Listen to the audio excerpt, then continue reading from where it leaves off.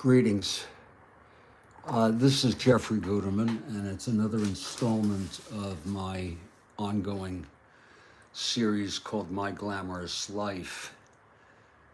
And I'm in a real bad way today. And I didn't really have much to do.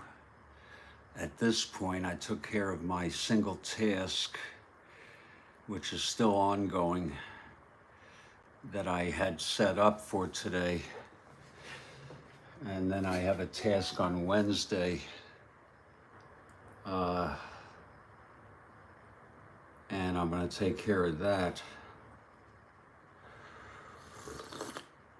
I thought I would just come on here and vent.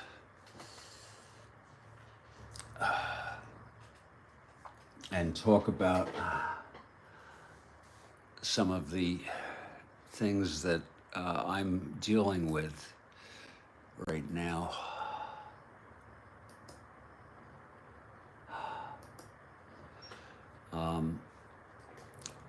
As many of you know, I have sadly, that this has happened to me. I had so much promise in my life and so many opportunities. I experienced success, happiness, I guess, or joy in my life. And only to, in the last, I'd say 20 plus years, about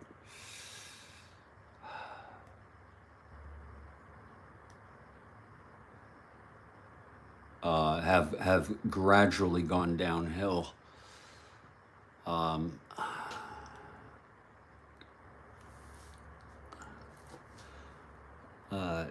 In particular, in the last 11 years.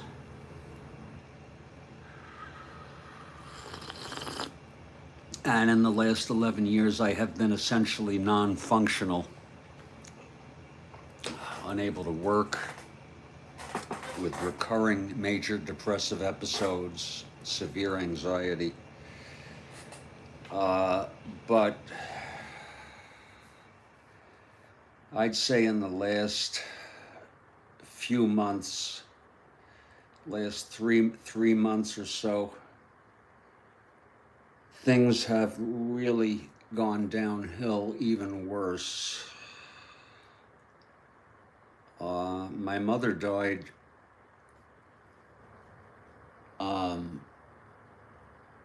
about 2 weeks ago.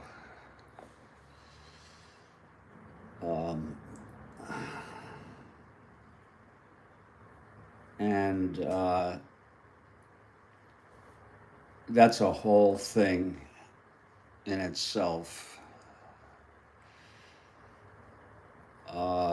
It's very personal.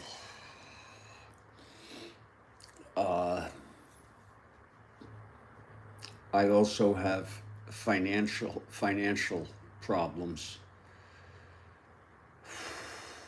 which I'm trying to work through.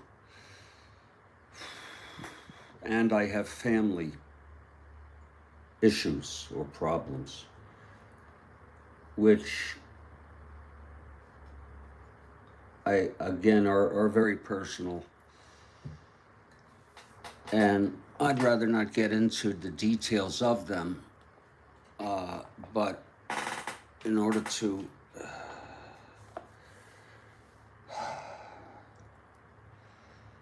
I know a part of the solution is to disconnect. I've got to, I can't get over involved in the problems of others.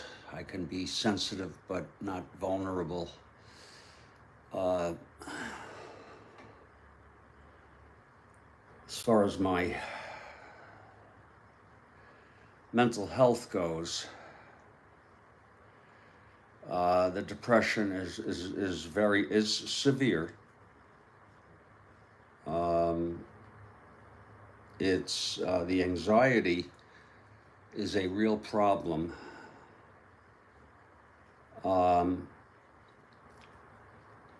as far as the depression goes, I don't know, 2 months ago, under the supervision of my doctor, switched from Effexor, which I had been on for, a decade at least.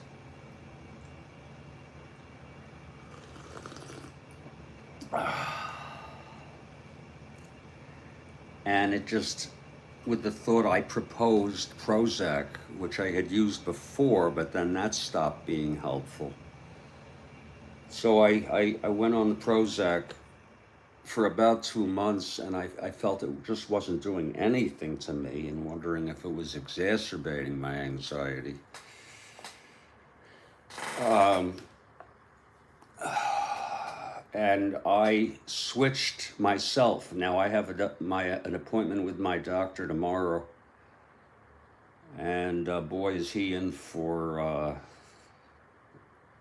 a lot to hear about all that's happened to me, including my mother's death. Um,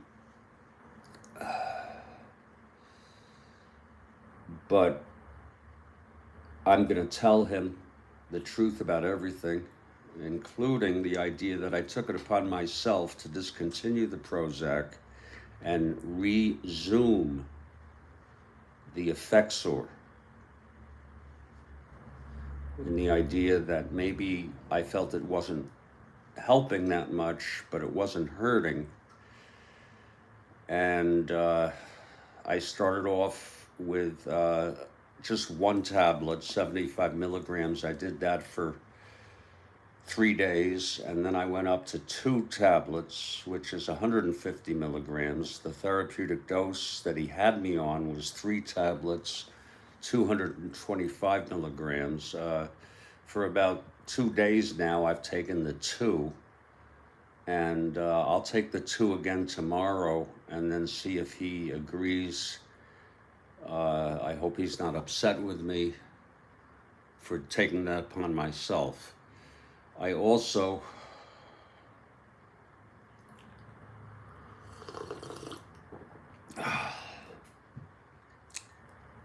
have been prescribed Klonopin. I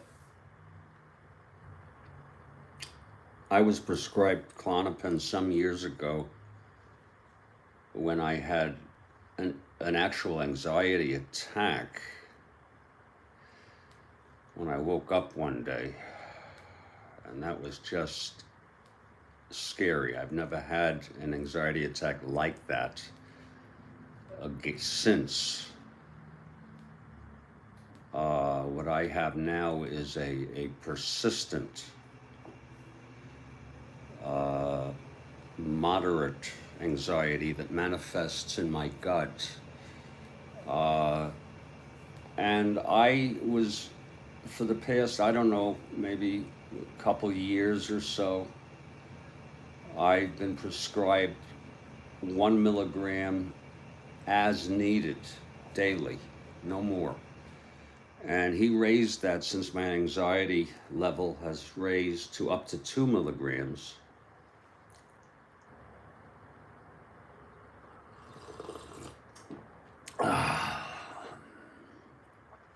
I wake up in the morning, every morning, with a rotten anxiety feeling in my gut. If you just knew what it was like. It's a rotten, it's like rotten food. Anxiety, and it's so discouraging to wake up like that. And usually I wake up and I get out of bed, make some coffee, play a game of Stratomatic, and take a Klonopin, and I'm improved. Well, this morning I woke up and I turned over in bed, and I said, let me just stay in bed. I don't feel like getting up. And I took the Klonopin immediately, along with the 2 Effexor. And I'm somewhat improved right now. The feeling in my gut is now mild to moderate. Um,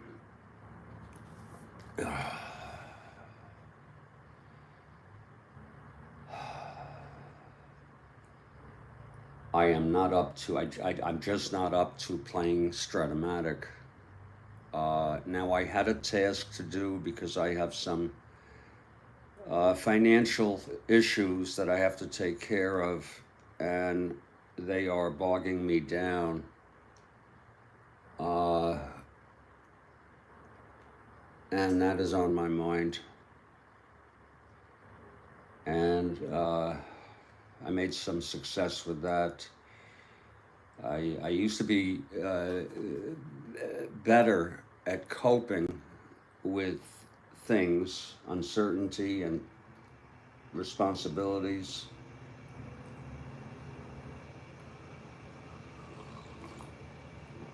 I have another task which I had set for tomorrow, and I should get an email. I'm supposed to get a FedEx in the mail, and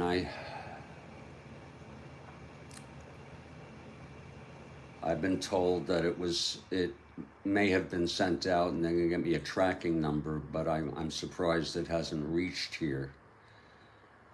Uh,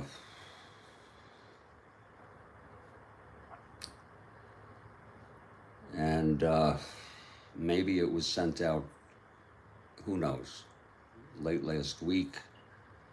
Maybe it will just show up today, who knows.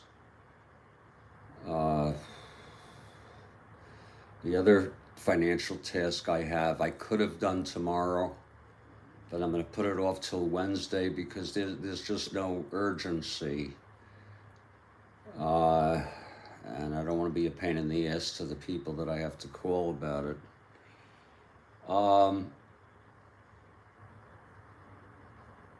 I have I'm 66 years old.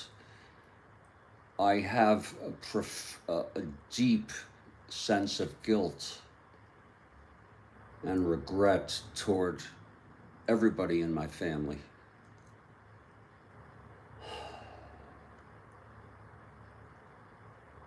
I was a lousy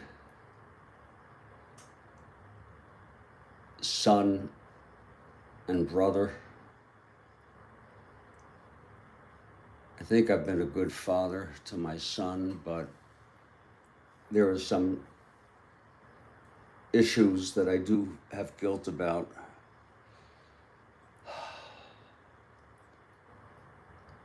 And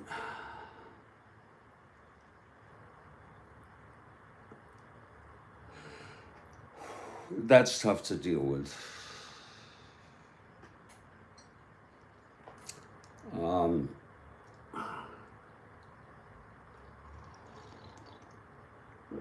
uh,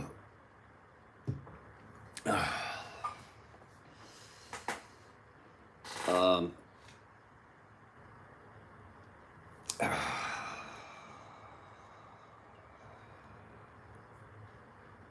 sometimes I think to myself, and we say sentences, we have ideas, thoughts, images in our minds. Sometimes I think to myself,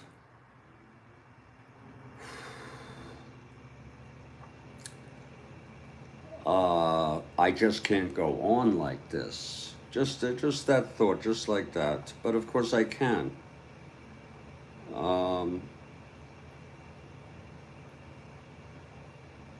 I had thoughts, and this was like the past couple weeks, but I haven't had them in the last, I don't know, 3 or 4 days, but just the thought, I want to die. Hey, you just got here. Well, I've already said a lot, Kathy. I've said a lot, and I know this is narcissistic to be getting into my problems. Glad you're here.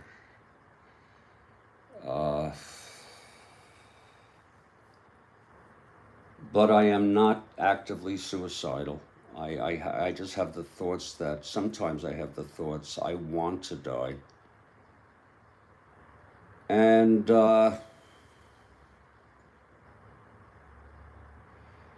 they're just like a quick thought in my head, and then it goes away.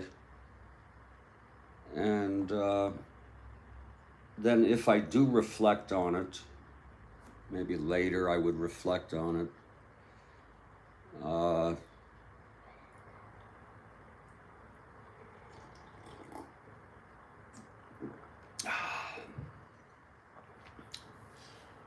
I think to myself, well, you know, you're too afraid to actually kill yourself, which I am. And it would be a terrible mistake. It would be very impulsive. It would be something I would never want to do to my son. And I can withstand the suffering, and maybe things will get a little better.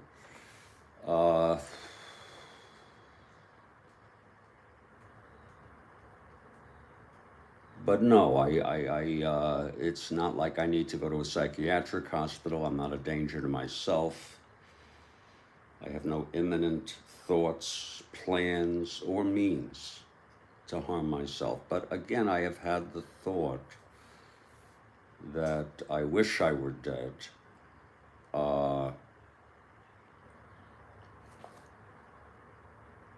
I haven't really had that thought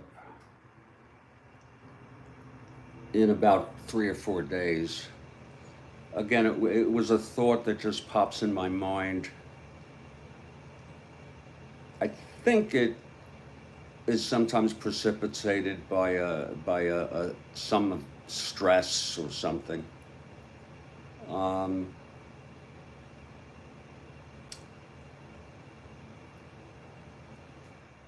There is a part of me that just, I'm very, not only am I depressed and anxious, I am very unhappy. I draw a distinction between depression and being unhappy. I'm anhedonic, which means I do not get pleasure out of things that I otherwise would have.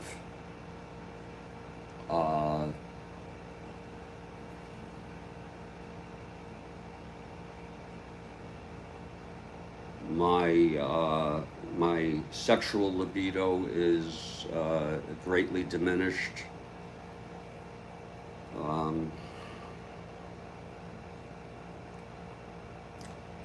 I can't wait for the evenings to come so that I can take a Klonopin, the second one, and go to bed. I did make a difference last night, and I don't know if this had anything to do with it, with how rotten I felt, but for the first time in years, I took absolutely no hits of cannabis.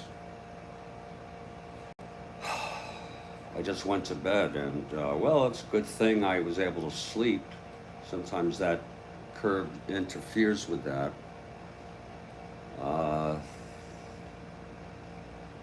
And I kind of think, that's a real bad sign that I didn't want to smoke. And I've taken micro hits. When I say micro, tiny, tiny little bits. But I did not do so.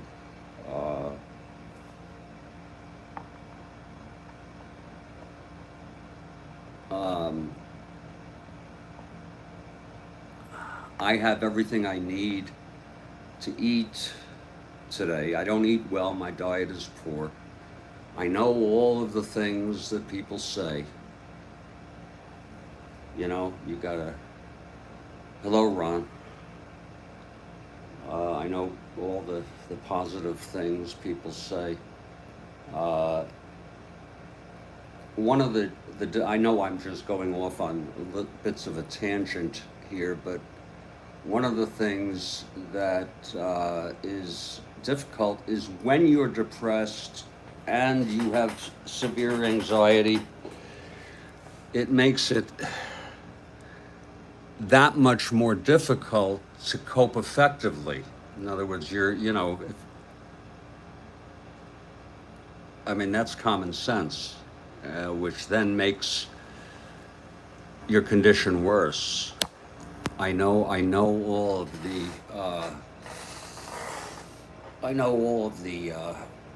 not all of the, but I know many of the suggestions. Hold your head up, be positive, uh,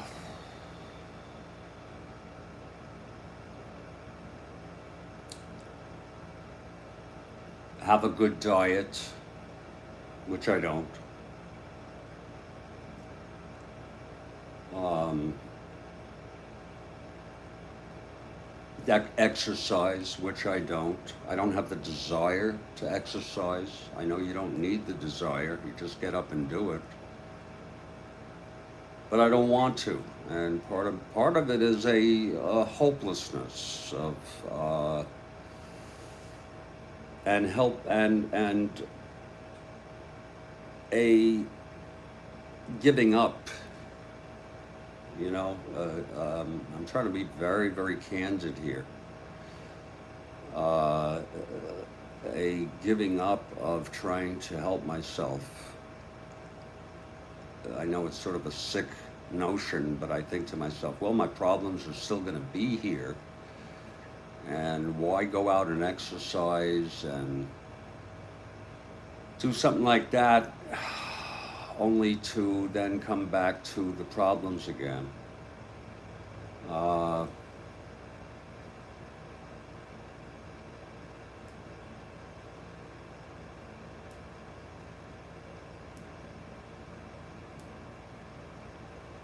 I feel like I have very little to look forward to. I feel very vulnerable right now.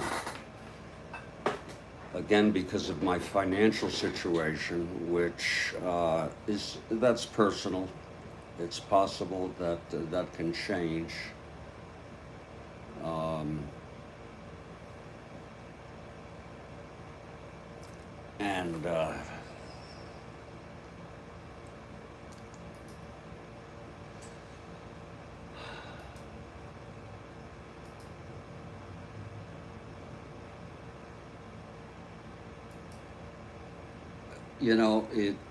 it feels like so much is going wrong in my life,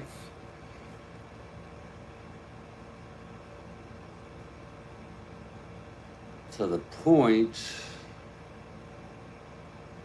where sometimes I feel like just throwing up my hands and saying, okay, let me surrender to uh, the adversity. What's the worst thing that's going to happen? I have terrible anxiety about my son's well-being. So that's someone other than myself. If it was just me, that'd be another story. Uh,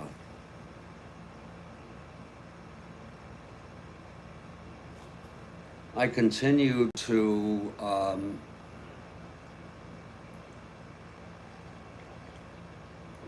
watch YouTube a lot.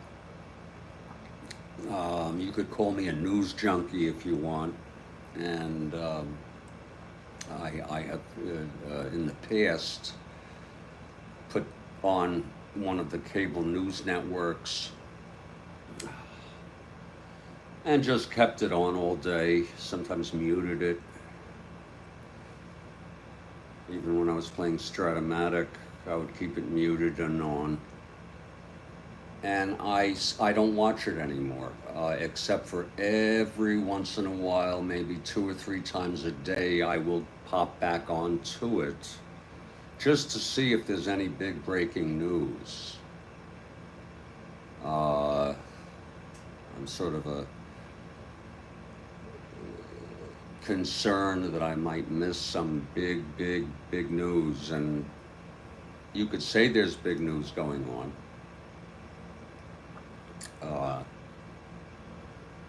But I find I have a fascination on YouTube watching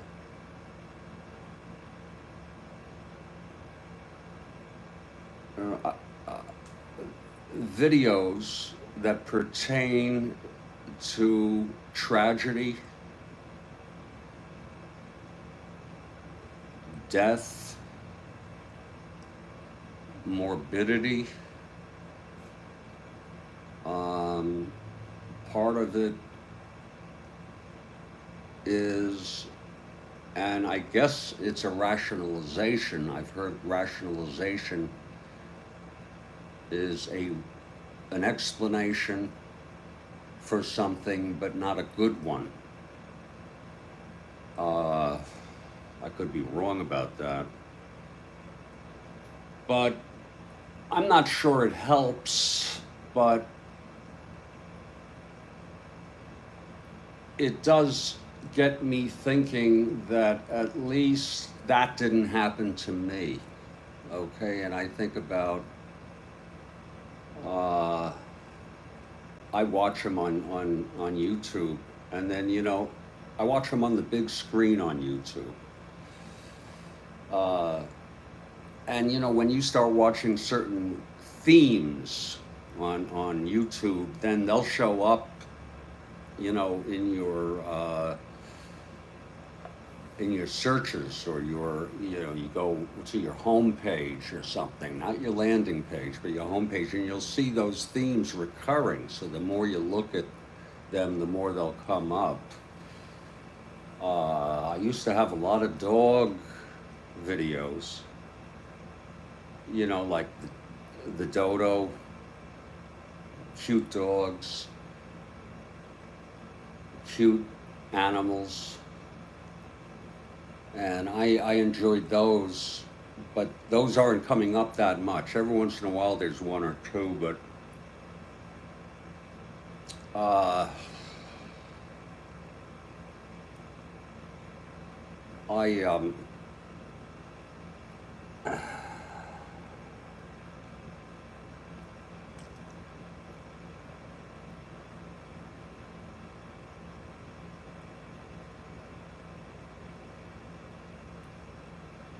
I watched a video yesterday, and I don't know if any of you remember it or heard of it, but there was a mass shooting.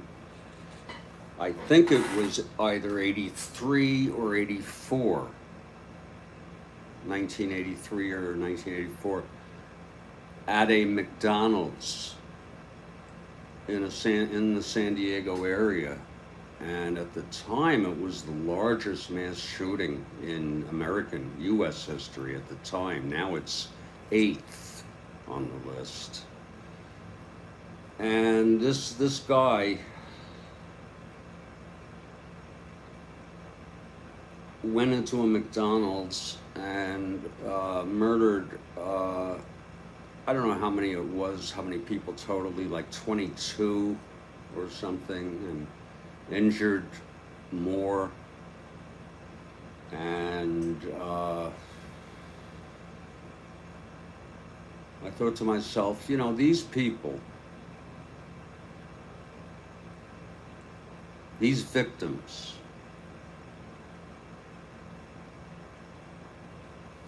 these poor victims, it's hard to find the thoughts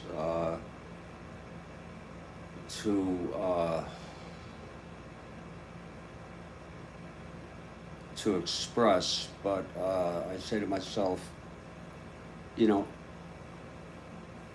because sometimes thoughts they just flow and just quickly, and then all you can do is reflect on them, and then think about them, or as I'm doing now, verbalize them. But it's a complex constellation of thoughts I had. These people are victims, and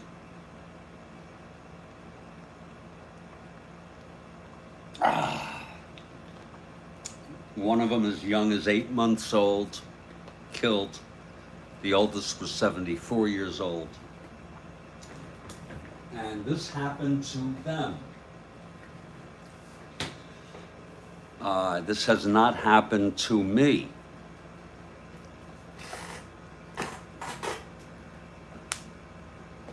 So, you know, you're fortunate in that you have life. You know, my health is not very good, but you have life, and this didn't happen to you. You have experienced what you consider, I'm talking to myself, some adversity, but it doesn't compare to things like that. Sometimes, you know, I'll get the thought, why me? And for the most part, you know, why me? It really means, for some people, that this should not have happened to me, or should not be happening to me. And there, you know, that is a should, that is sort of a demand, that this should not, must not have happened to me. And it's awful that it did.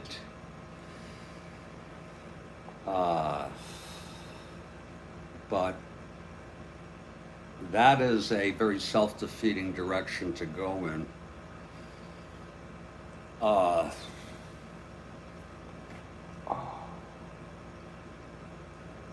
Very self-defeating.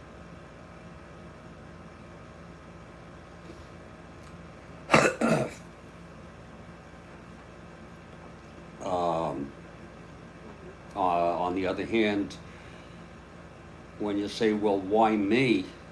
Well, I know why a lot of this has happened to me, and I am responsible. Again, I'm not getting into the details of many of the personal issues that are affecting me.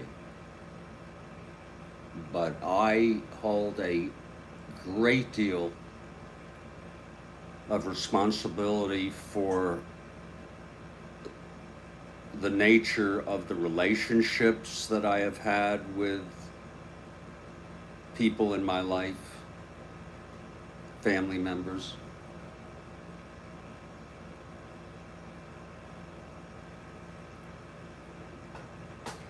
Mostly through what I call neglect.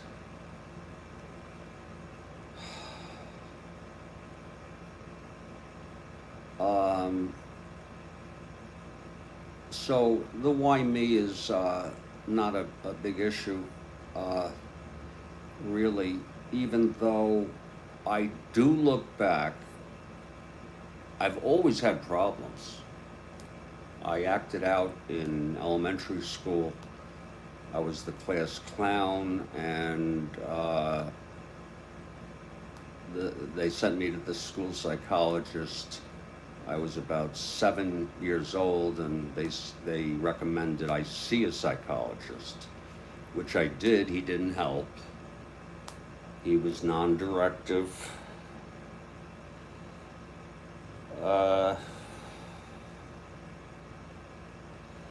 And then eventually he said I didn't need to go anymore. And then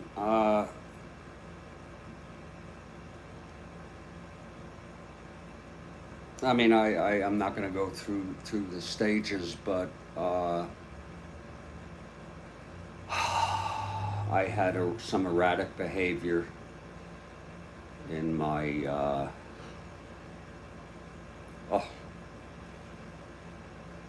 throughout my life,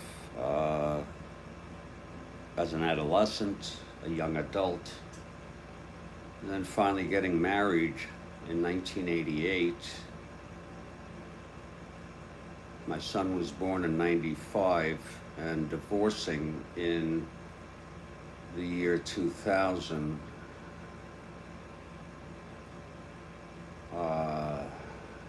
give or take, I don't remember the exact year, due to neglect and drinking. I developed I was always, a cannabis user. And then I gave up the cannabis because I had a job interview where they would do a urinalysis to make sure there's no illegal drugs. So when I knew about that, I got a good month's notice and quit the cannabis. I ended up not taking the job anyway.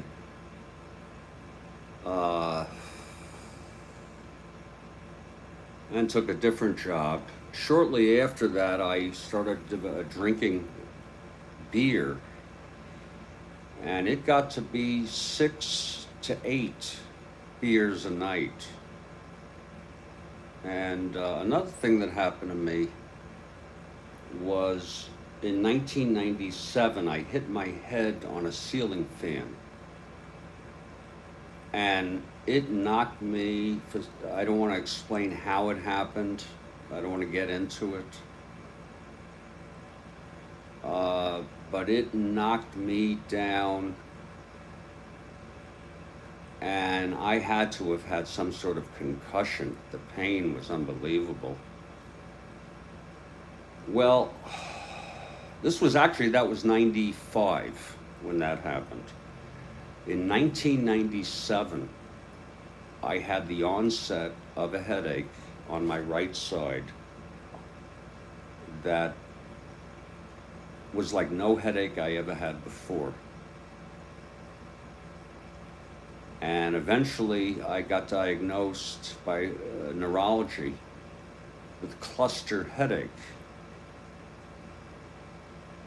And that went on. I've been in remission, thank God. I don't know how and why. Thank the Lord. Oh, that. If you go look it up, you can Google it. Cluster headache. It is considered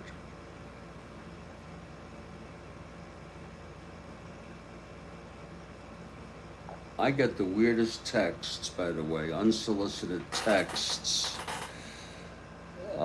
sometimes. Do any of you get that? This one says, I haven't chatted with you in a long time. Have you been abducted by aliens? I blocked them. But that debilitated me. That was from 97 to about, and it would go in and out of remission. I would have, but it was daily. And it was usually in the evening, but then sometimes it would be at work, and I would have to put myself out. It went on till about the year 2005, I think it would be safe to say, when I stopped having them. I was on medicine for it. That deteriorated my health. That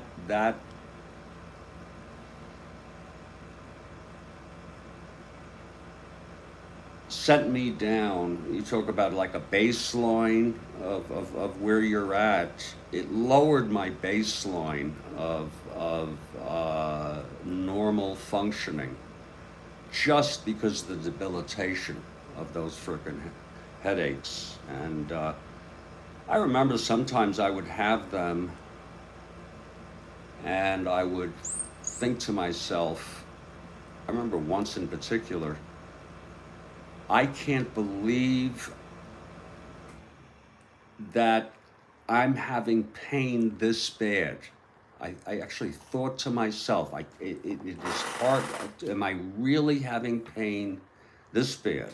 Another time I thought to myself, if there were a gun, I'd just shoot myself. Another time I had what was sort of, and I told my neurologist about it, and he said it was, that happens.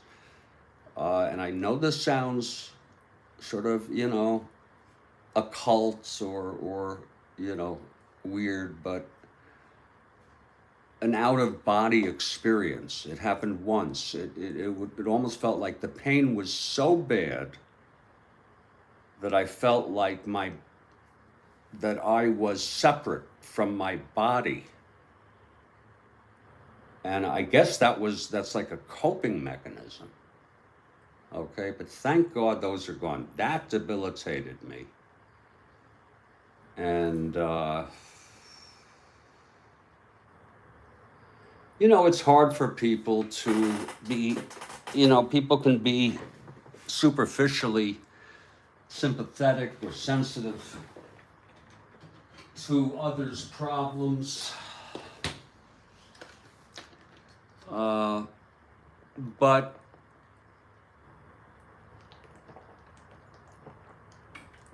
my wife at the time really wasn't.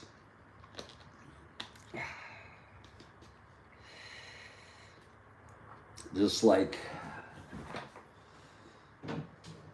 when people talk about depression and anxiety, folks, I want to tell you the experience is real.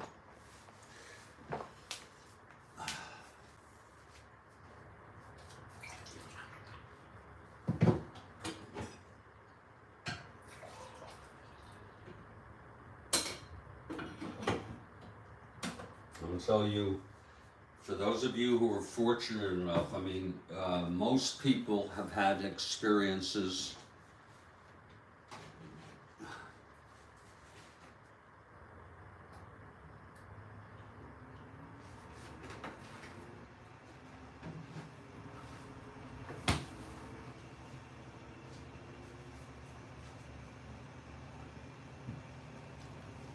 of sadness,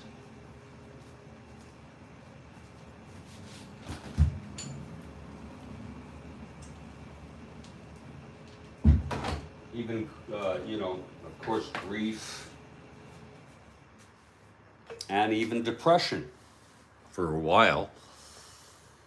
Feeling depressed, maybe.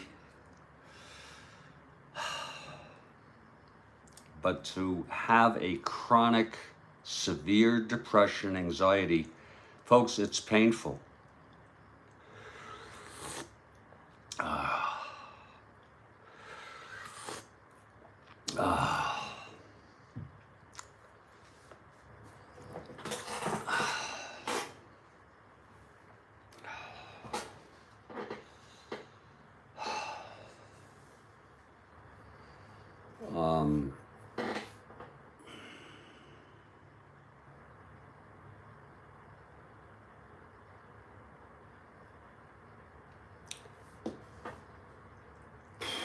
And with it, having to cope with what I would call practical problems, non-emotional problems, issues that come up, things that every day, they're everyday issues.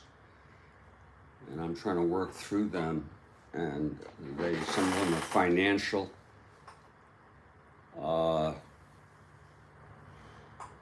There's others I'd rather not get into.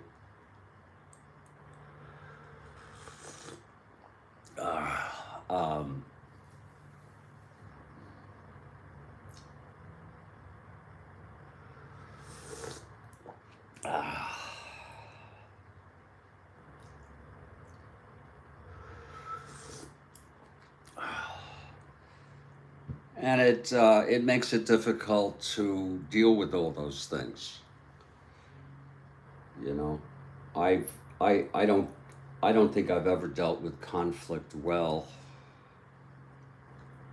And there's plenty of conflict and problems well, and I have plenty of those right now, independent of my depression and anxiety. Um, and I guess if I'm going to be rational, if I'm going to be acting and thinking in my best interest, it would be helpful to say to myself and believe, deal with the problems the best you can.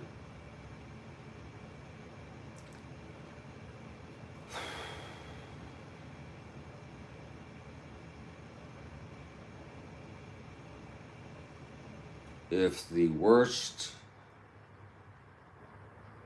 consequence arises as that you fear out of the problems, it will be bad, but it won't be the end of the world. It won't be, you know, how bad can it be? I guess bankruptcy is a possibility. Homelessness.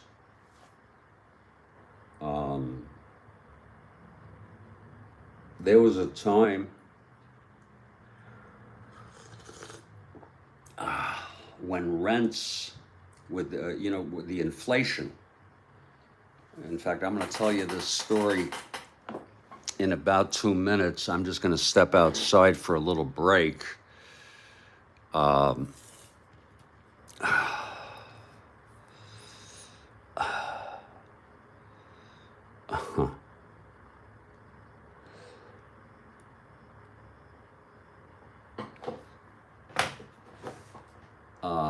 I'm going to write down this.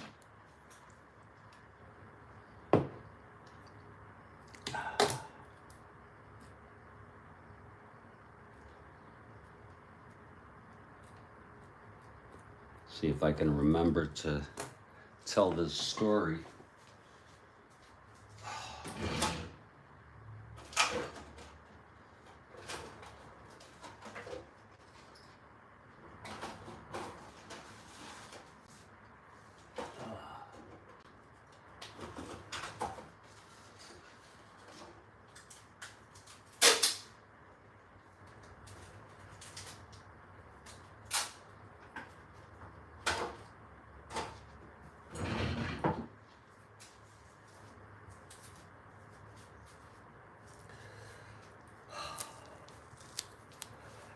Here's another one of these. This is political. That's a political text. I will be right back.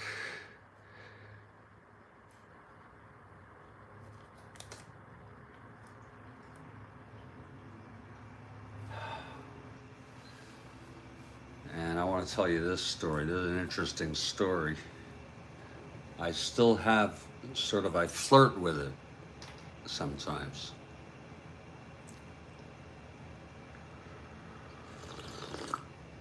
I'll be back in just about 2 or 3 minutes.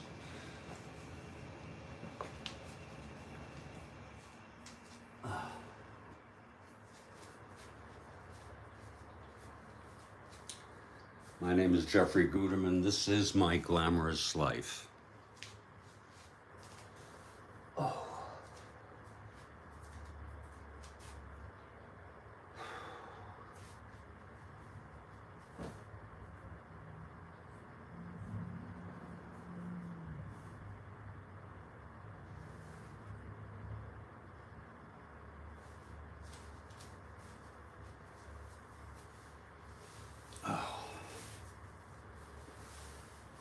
Just a couple minutes.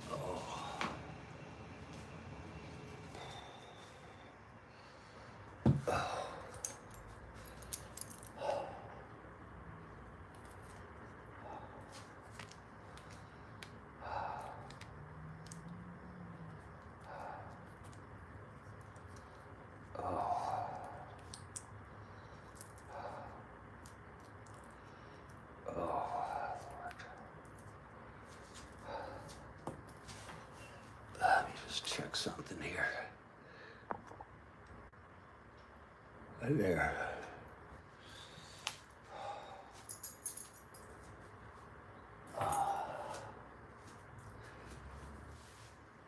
The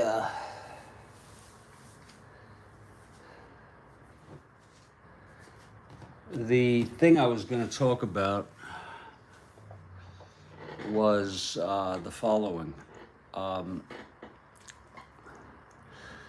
When the pandemic hit and inflation, I was paying a pretty good price for a rental at the time. And inflation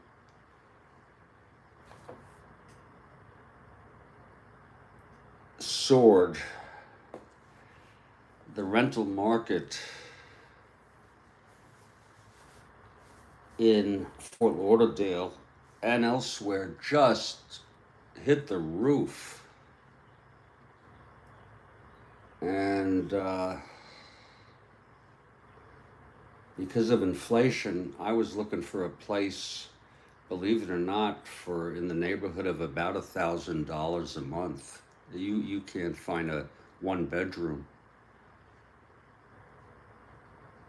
for that price. So I decided, well, I've lived in studios before. I'm willing to look for a studio. But before that, I started thinking semi-seriously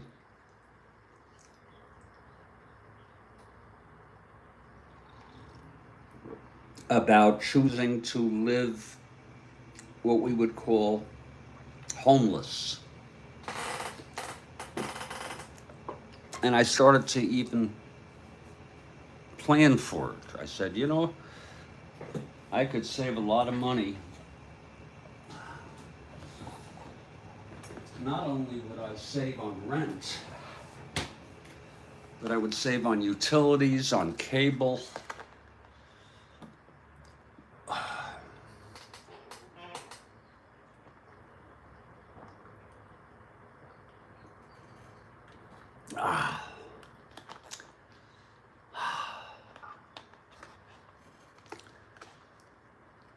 I'm not sure what else I could save on. But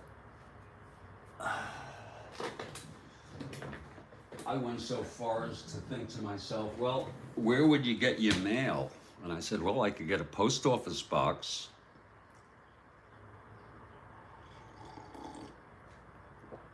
And maintain my mobile phone.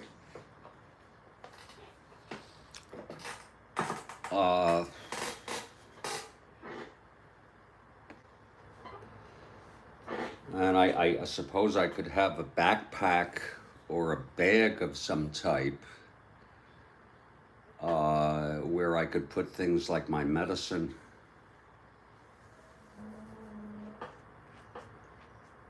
And other essentials. But then I said to myself, well, wait a minute, what about all the shit I have? Well, I could get rid of a lot of it.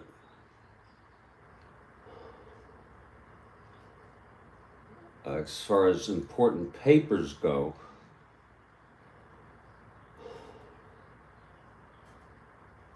I guess I could rent a storage facility. There's another expense. And I said, well, but wait a minute now, where are you going to sleep? And I would start to think, you know, I'll get robbed, you know, the poor homeless people. Try to find a place to sleep. I guess I could go sleep in the airport. And I would walk outside sometimes and the heat is just overpowering here sometimes. And it occurred to me that would be too hard for me to live homeless.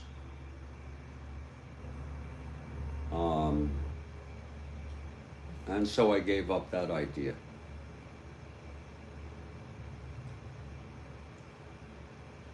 too many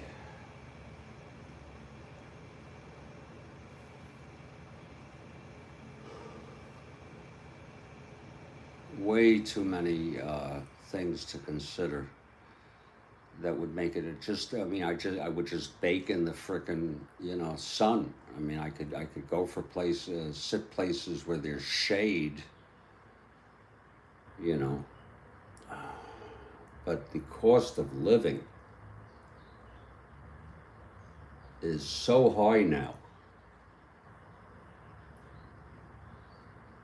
I don't know if any of you are experiencing it. Imagine if you own a residence.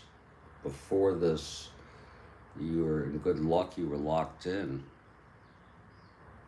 And I guess that was a mistake I made, never buying anything.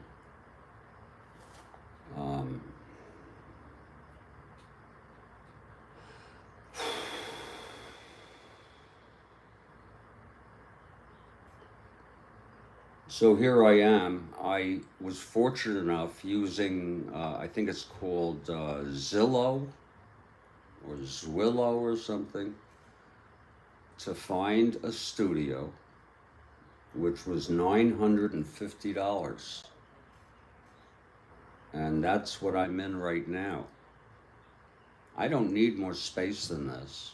He did raise it after about a year and a half. He didn't, I said, "Are you going to renew the lease?"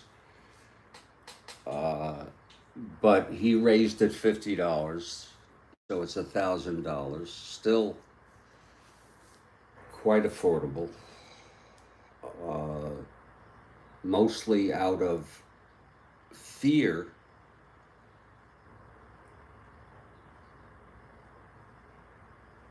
of being evicted for who knows what reason. I don't know if it's paranoia.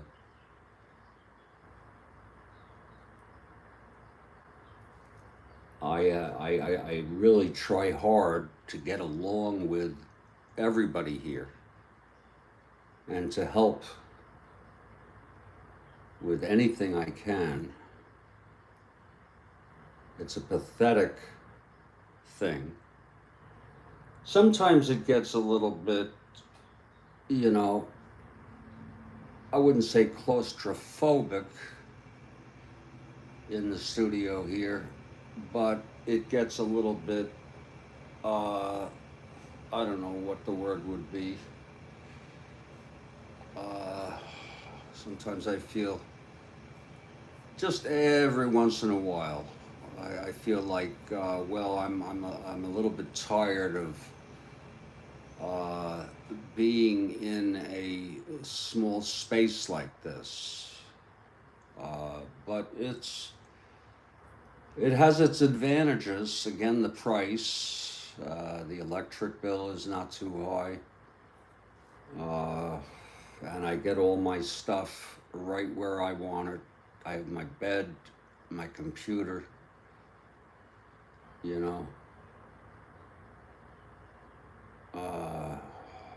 my iPad broke, so I used to have that to take into the bedroom,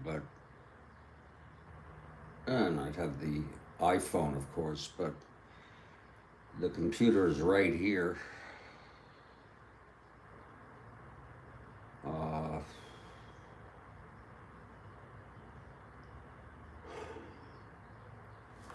This guy said he would send me an email within an hour, and there's nothing coming.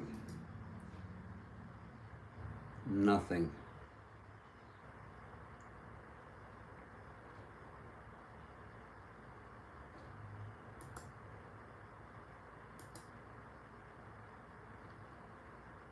Which is very, very disturbing.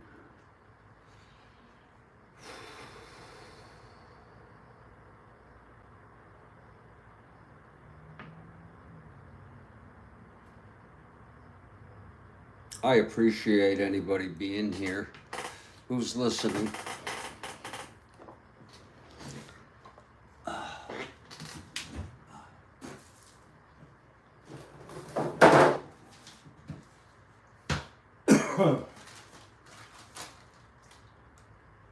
This is 3:50, 26 minutes.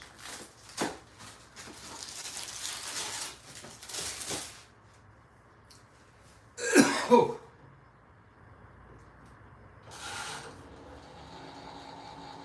26 minutes.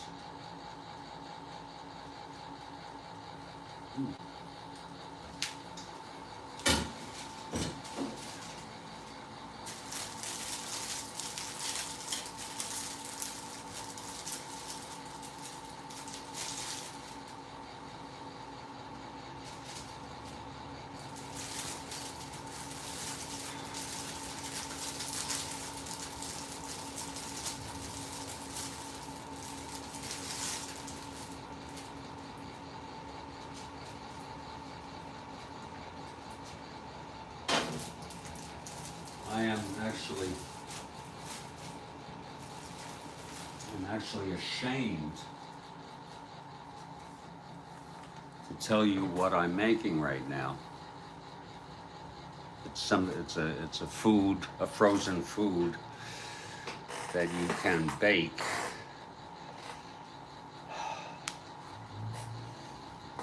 I know that's ridiculous to be ashamed to share it.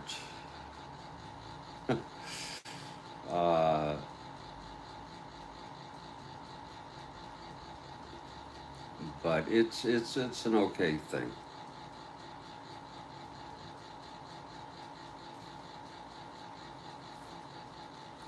You know, sometimes I'll go see how the market's doing. Wow, the Dow is really up. Oh.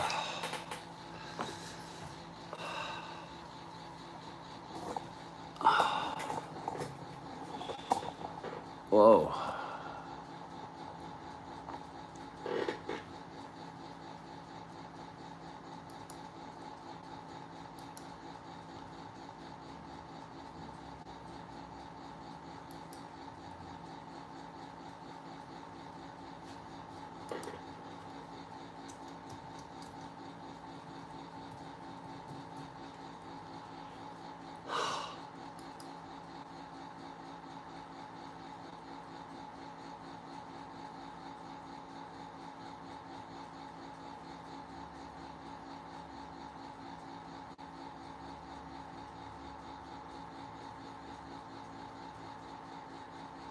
For some reason, I don't know what it is.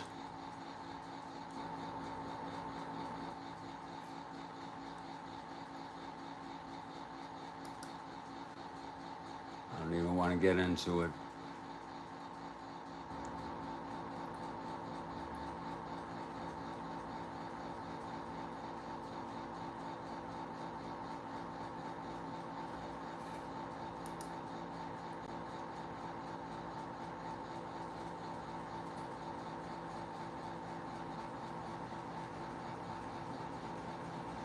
I don't even want to get into it.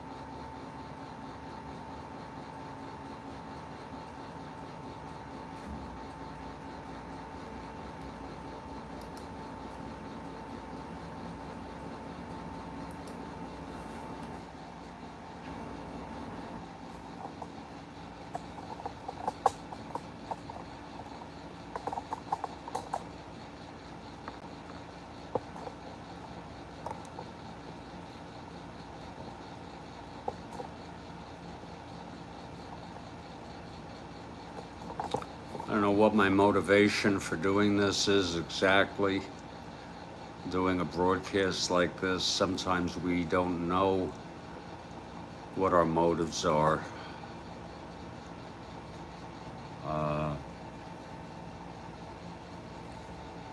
But part of it, there's multiple reasons that I can make myself aware of. One of them is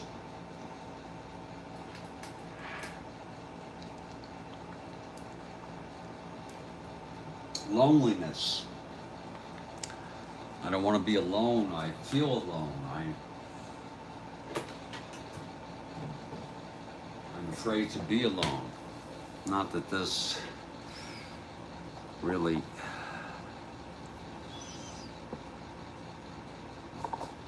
makes me not alone.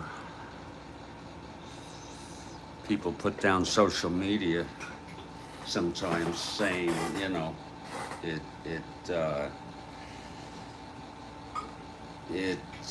impedes real social interaction.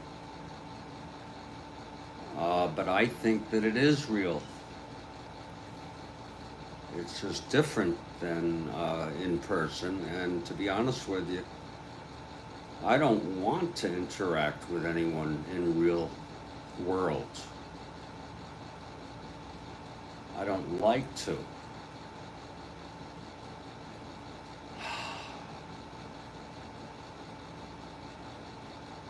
Uh,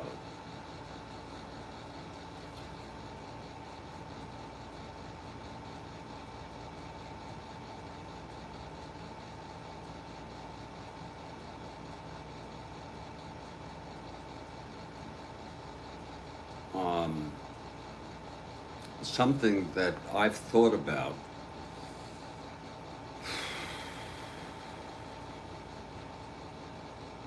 And I've thought about this more and more over the course of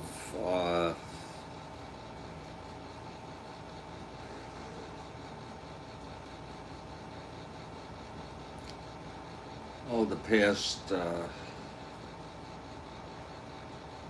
maybe the past couple months, maybe coinciding with this severe depression I have. I don't want to make a blanket statement,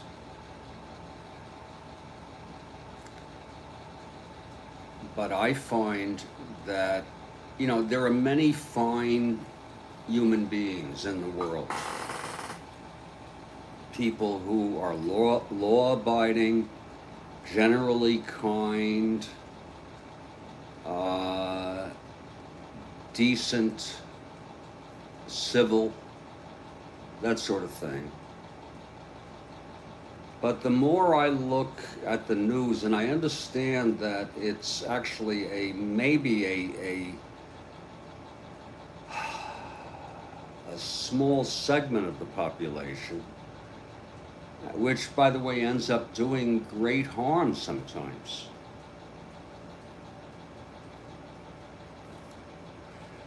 The human being is, I should say, has tendencies to be violent, corrupt, dishonest, and cruel.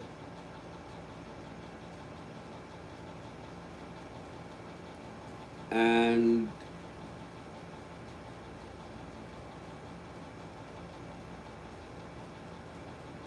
yeah, Joel, the news is designed to agitate. You know, there's an expression, if it bleeds, it leads. So yeah, the news is not a great thing to watch, but even so, when I look at everyday people, we all have the tendency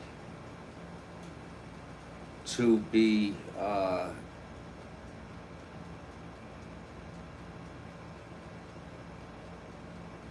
I don't know what word I would use, negative, dishonest, some of the milder things that I mentioned. Uh,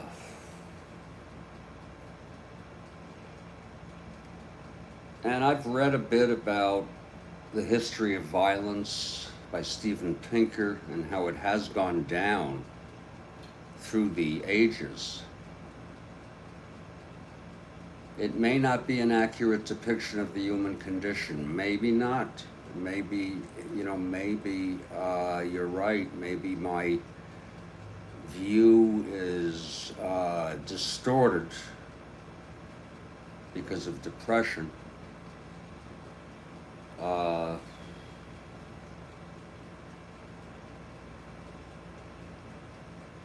But I also think that maybe the expectations that I have that we are highly intelligent compared to any other species on Earth, highly intelligent beings.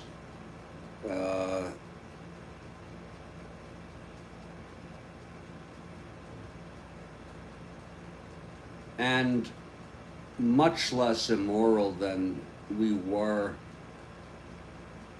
in past generations. When I say that, I can give you, just a couple examples. Is that there's stories in the 19th century where entertainment involved burning cats alive. I mean, there's so many things.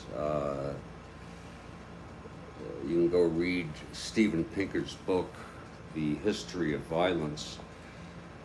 I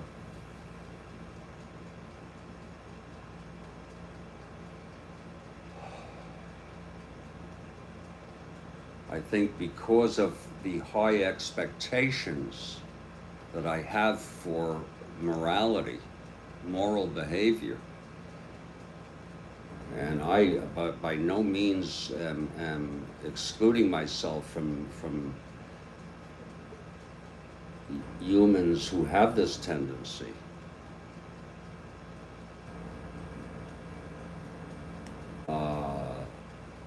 For negativity, immorality, etc., insensitivity, cruelty, etc. Because of the expectations, any instance of it is alarming. Okay? But if you were to look at today compared to, say, even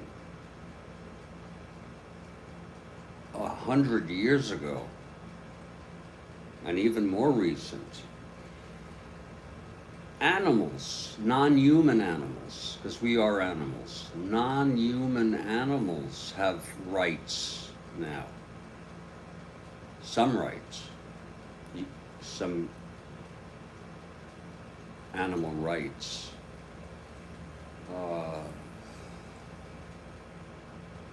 Civil rights, the progress made by women, even though there's still a pay gap.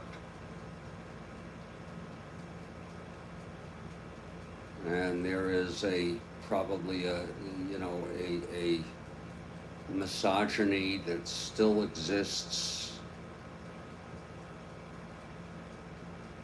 in the United States, and racism and bigotry.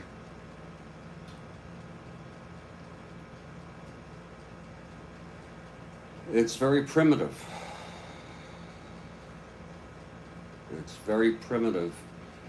Again, not that I am some model for a moral being.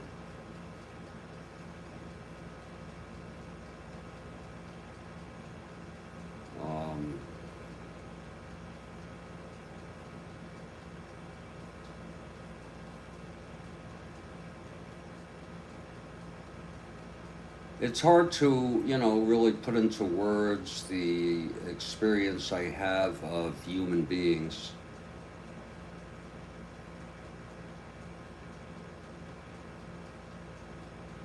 Uh, I don't want to make any over generalizations. I think humans have tendencies to be both good and bad. I don't like using that word, good and bad, but for lack of a better term that I can think of. And some are very high on the good scale, and some are very low.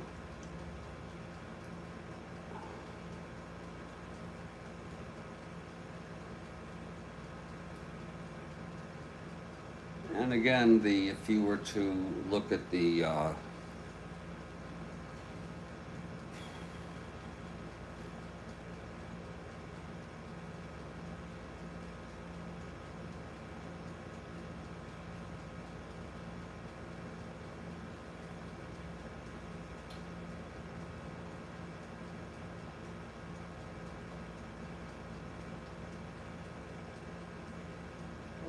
if you were to look at the instances of violence percentage-wise, it's very few. Very few people do these truly heinous acts, but they cause such harm.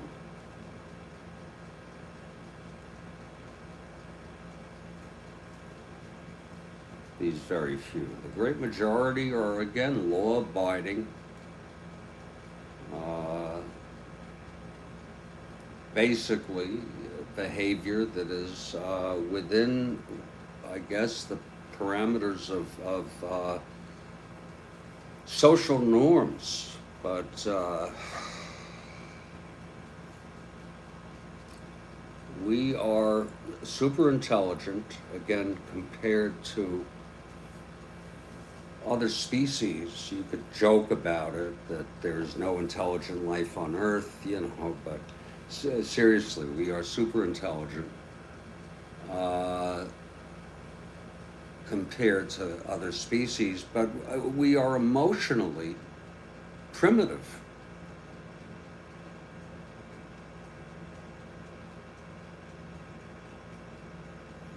And it's very disheartening to me. And my view of this has sort of become amplified. Again, in the past 2 months, it just has, I've thought about it more and more. And that's just unfortunate.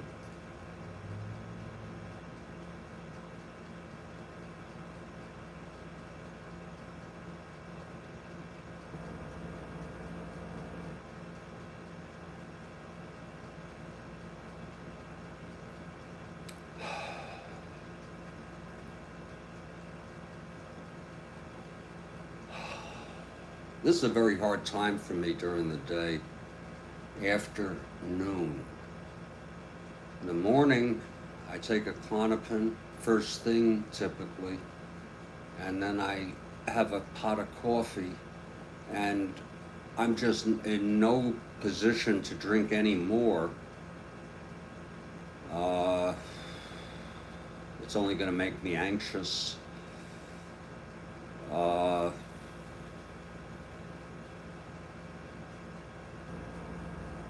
And it's sort of a waiting game, this time of the afternoon.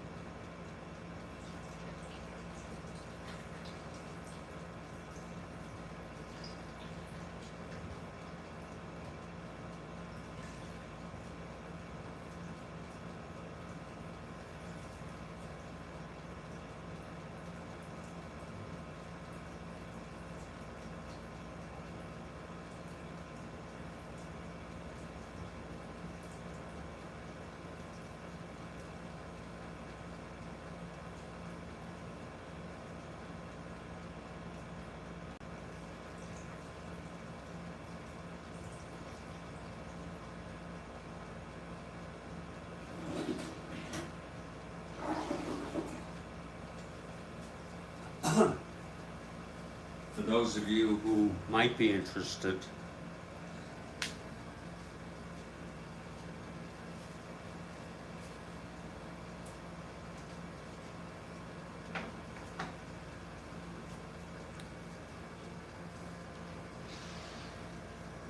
I did set up game 2 of the doubleheader.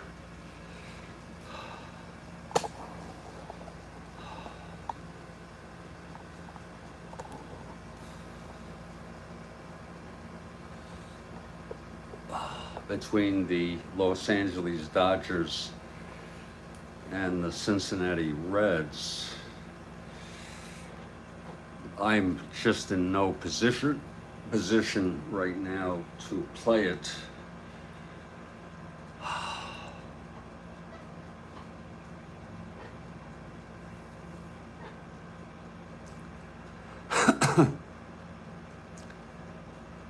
In the first game, I will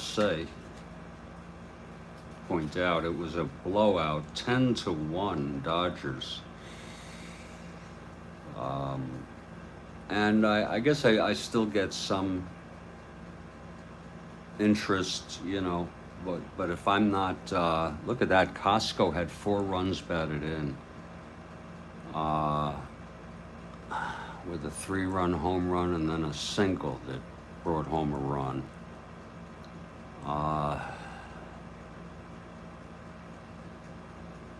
10-1, Claude Osteen won his 21st. Merritt got the loss. Karl got bombed. That's game 1. And game 2 is already set up. Alan Foster and Jerry Adigo.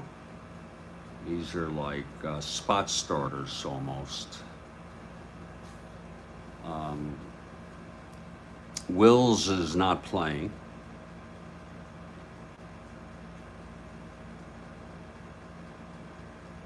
Tolan is in this game. He's been hurt a bit, but he's playing. Alex Johnson is sitting this one out. So I have this one all set up. And I'm not sure when I'm going to do it. I sure don't think it's going to be today.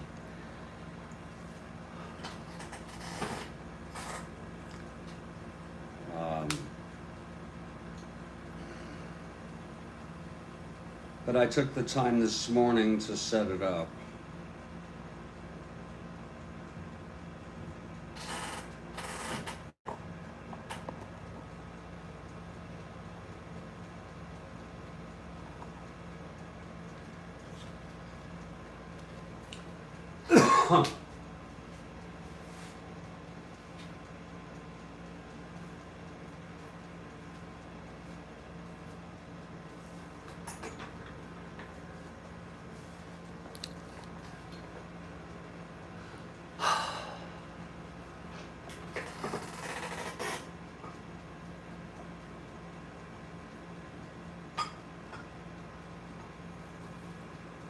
Sometimes I think to myself, well, is it really that bad what you're going through?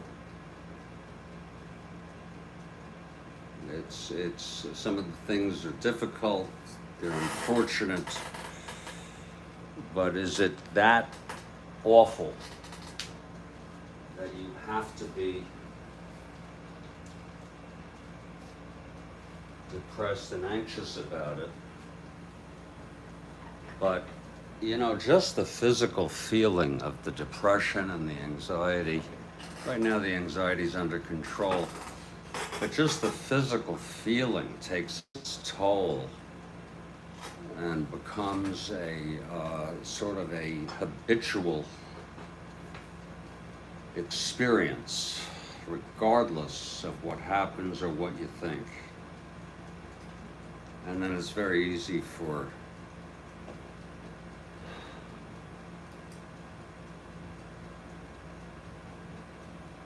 something to set you off.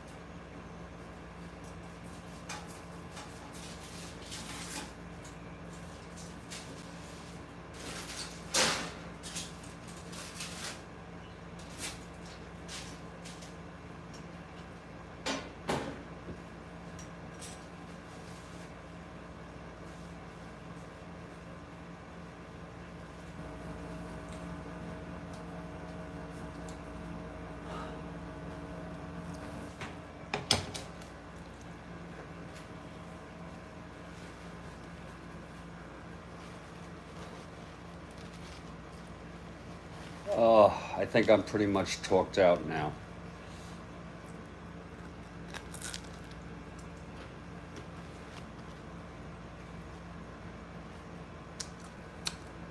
I'm gonna take off. I want to thank everybody who hung out here and listened to my self-pity. Take care.